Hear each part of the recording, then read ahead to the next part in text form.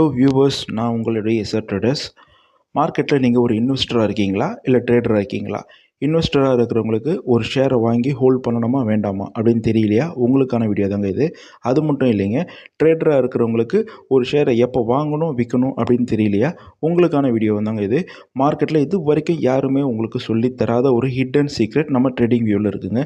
அதை பற்றி தான் நம்ம இன்றைக்கி பார்க்க போகிறோம். வாங்க நம்ம வீடியோக்குள்ளே போகலாம். ஃபஸ்ட்டு நீங்கள் ட்ரேடிங் வியூ ஆப்பை ஓப்பன் பண்ணிவிடுங்க. ட்ரேடிங் வியூ ஆப்பை ஓப்பன் பண்ணிவிட்டு எந்த ஷேர் வாங்கலாம்னு நினைக்கிறீங்களோ இல்லை விற்கலாம்னு நினைக்கிறீங்களோ இல்லை இன்வெஸ்ட் பண்ணலான்னு நினைக்கிறீங்களோ அந்த ஷேரை ஃபஸ்ட்டு செலக்ட் பண்ணிவிடுங்க. நான் இப்போ ரிலையன்ஸ் ஷேரை செலக்ட் பண்ணியிருக்கேன். நீங்கள் உங்கள் ட்ரேடிங் வியூ ஓப்பன் பண்ணிவிட்டு ஒரு ஷேரை செலக்ட் பண்ணிவிடுங்க. அதுக்கப்புறம் இங்கே 3 டாட்ஸ் இருக்கும். இந்த 3 டாட்ஸை செலக்ட் பண்ணுங்கள். ஸ்க்ரோல் டவுன் பண்ணிங்கன்னா இந்த இடத்துல டெக்னிக்கல் அப்படின்னு சொல்லிட்டு ஒரு ஆப்ஷன் இருக்கும். அதை செலக்ட் பண்ணுங்கள். இப்போ மேலே வந்து டைம் ஃப்ரேம்ஸ் இருக்கும். 1 hour, 1 day, 1 week, 1 month அப்படின்னு சொல்லிட்டு டைம் ஃப்ரேம்ஸ் இருக்கும். இதில் எந்த டைம் ஃப்ரேம் வேணுமோ நீங்கள் சேஞ்ச் பண்ணிக்கலாம்.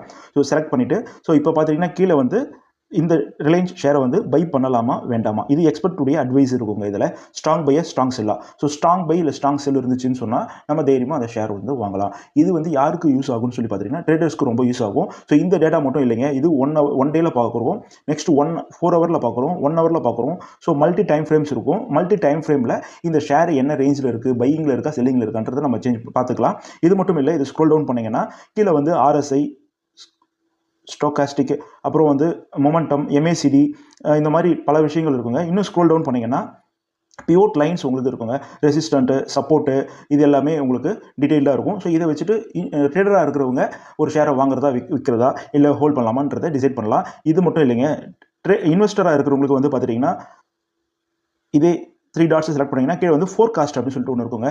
இந்த ஆப்ஷனை செலக்ட் பண்ணிட்டீங்கன்னா ஸோ இதில் வந்து பார்த்தீங்கன்னா நெக்ஸ்ட் இயருக்கான 2026 நவம்பர் வரைக்கும் இது ஒரு ப்ரொஜெக்ஷன் கொடுத்துருக்குங்க. மார்க்கெட் எந்த லெவல் வரைக்கும் பையில் போகலாம், மேக்ஸிமம் இல்லை டவுனில் போகணும்னா எவ்வளோ தூரம் போகலாம் அப்படின்னு சொல்லிட்டு இருக்கும். இது மட்டும் இல்லை, கீழே வந்தீங்கன்னா 1 இயரில் இந்த ஸ்டாக்கை நம்ம பை பண்ணணுமா வேண்டாமா, 1 இயர் வாங்கி ஹோல்ட் பண்ணி அதுலேருந்து ப்ராஃபிட் புக் பண்ணிக்க முடியாது அப்படின்றத காமிச்சிருக்கும். கீழே வந்து பார்த்தீங்கன்னா ஏர்னிங் பர் ஷேர் EPSன்னு கொடுத்துருப்பாங்க.